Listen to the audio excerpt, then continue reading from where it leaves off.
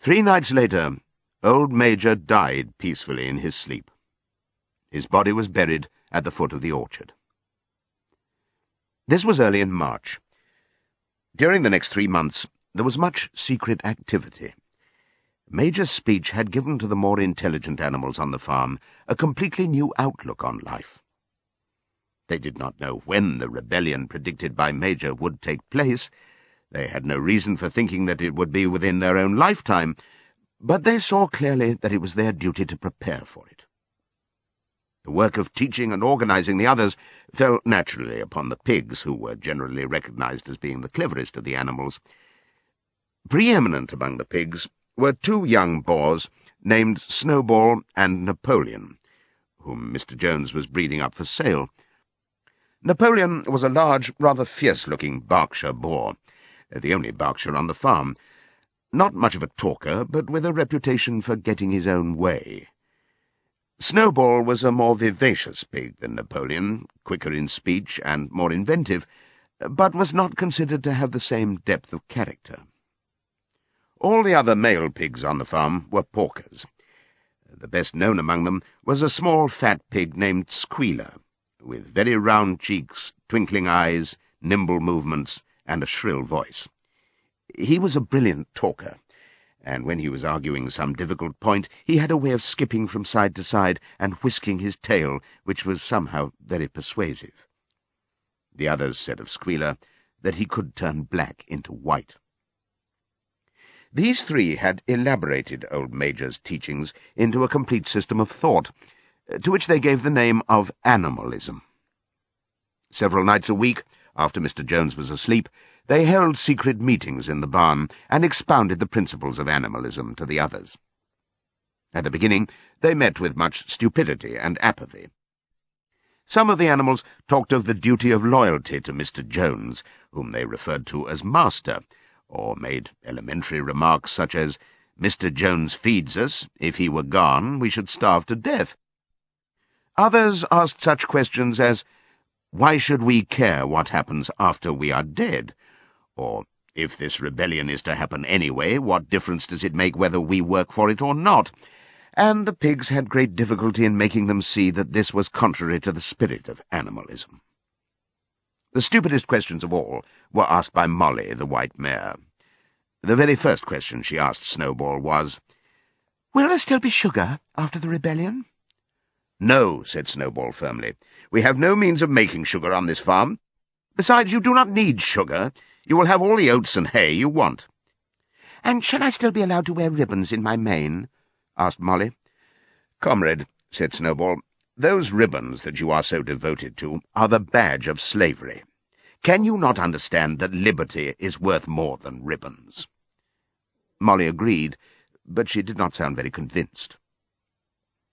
The pigs had an even harder struggle to counteract the lies put about by Moses, the tame raven. Moses, who was Mr. Jones's especial pet, was a spy and a tale-bearer, but he was also a clever talker. He claimed to know of the existence of a mysterious country called Sugar Candy Mountain, to which all animals went when they died.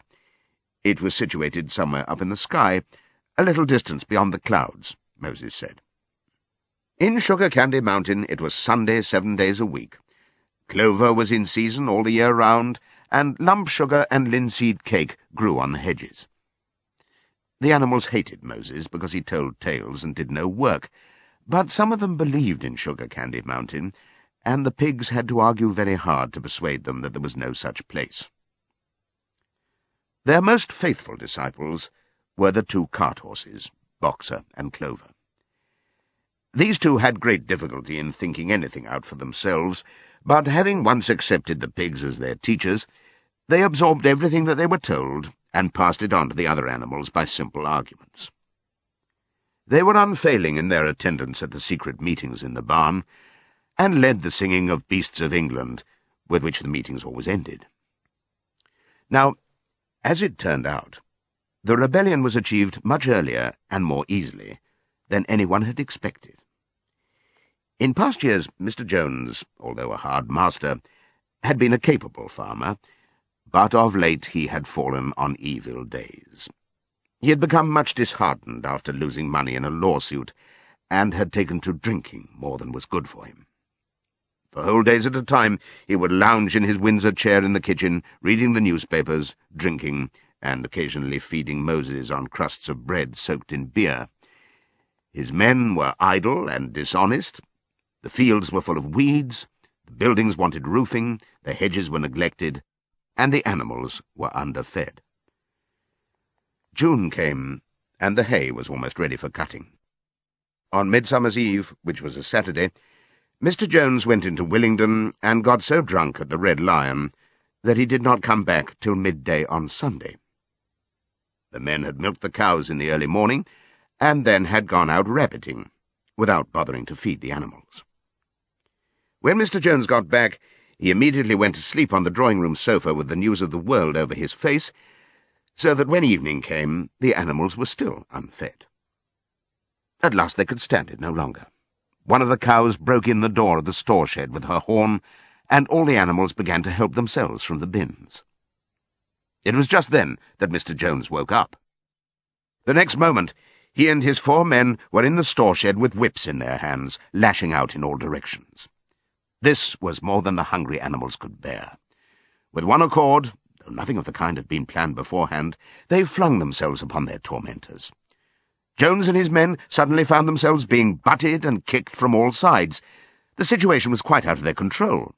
They had never seen animals behave like this before, and this sudden uprising of creatures whom they were used to thrashing and maltreating just as they chose frightened them almost out of their wits. After only a moment or two, they gave up trying to defend themselves and took to their heels. A minute later, all 5 of them were in full flight down the cart track that led to the main road, with the animals pursuing them in triumph. Mrs. Jones looked out of the bedroom window, saw what was happening, hurriedly flung a few possessions into a carpet bag, and slipped out of the farm by another way. Moses sprang off his perch and flapped after her, croaking loudly. Meanwhile, the animals had chased Jones and his men out onto the road and slammed the 5-barred gate behind them. And so, almost before they knew what was happening, the rebellion had been successfully carried through. Jones was expelled, and the Manor Farm was theirs. For the first few minutes, the animals could hardly believe in their good fortune. Their first act was to gallop in a body right round the boundaries of the farm, as though to make quite sure that no human being was hiding anywhere upon it. Then they raced back to the farm buildings to wipe out the last traces of Jones's hated reign.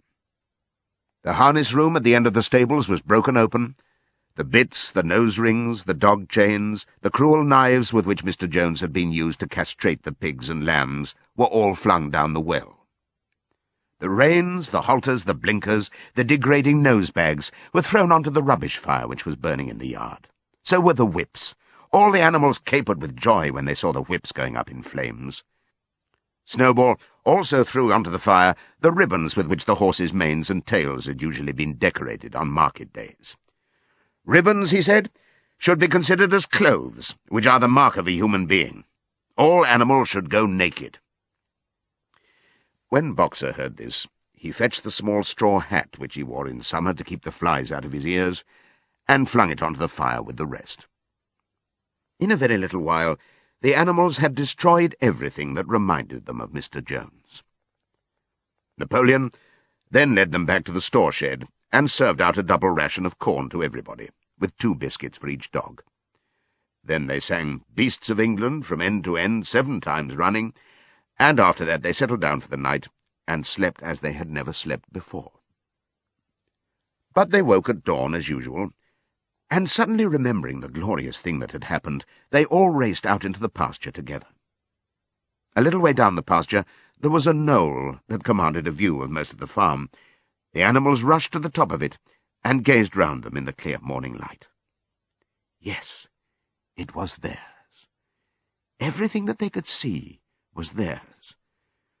In the ecstasy of that thought, they gambolled round and round. They hurled themselves into the air in great leaps of excitement. They rolled in the dew.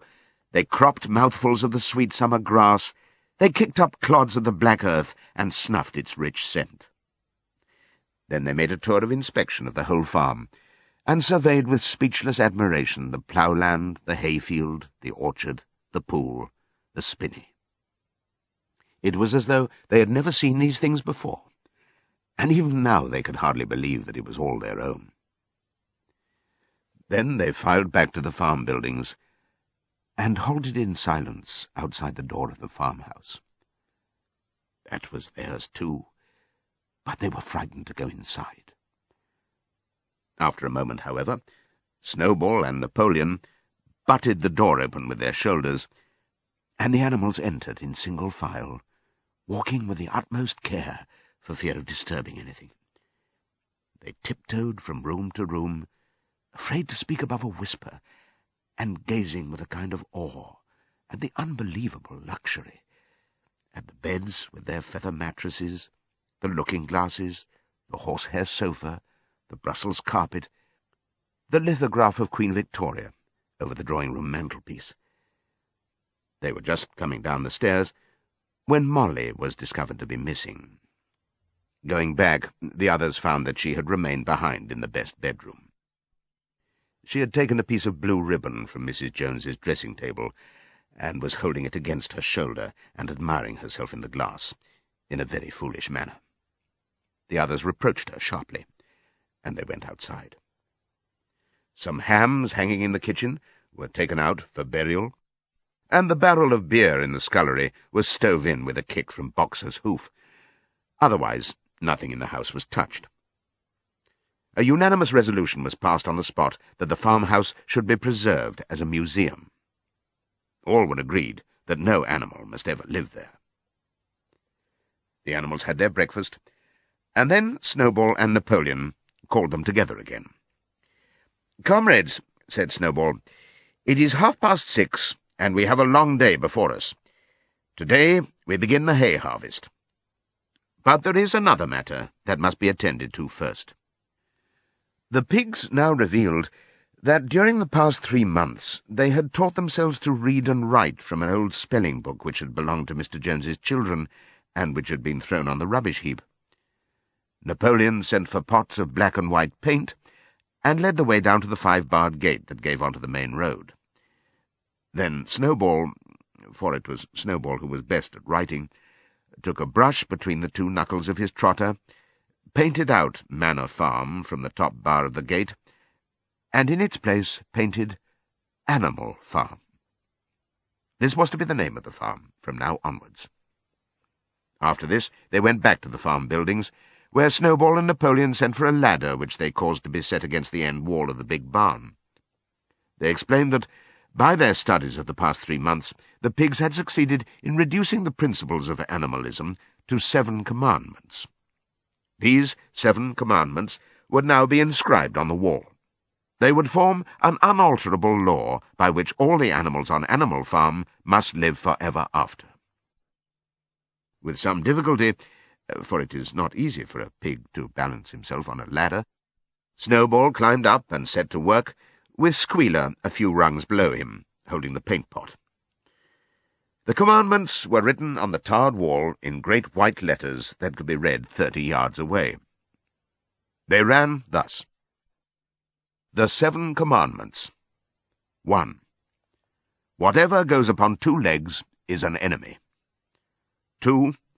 Whatever goes upon 4 legs, or has wings, is a friend. 3. No animal shall wear clothes. 4. No animal shall sleep in a bed. 5. No animal shall drink alcohol. 6. No animal shall kill any other animal.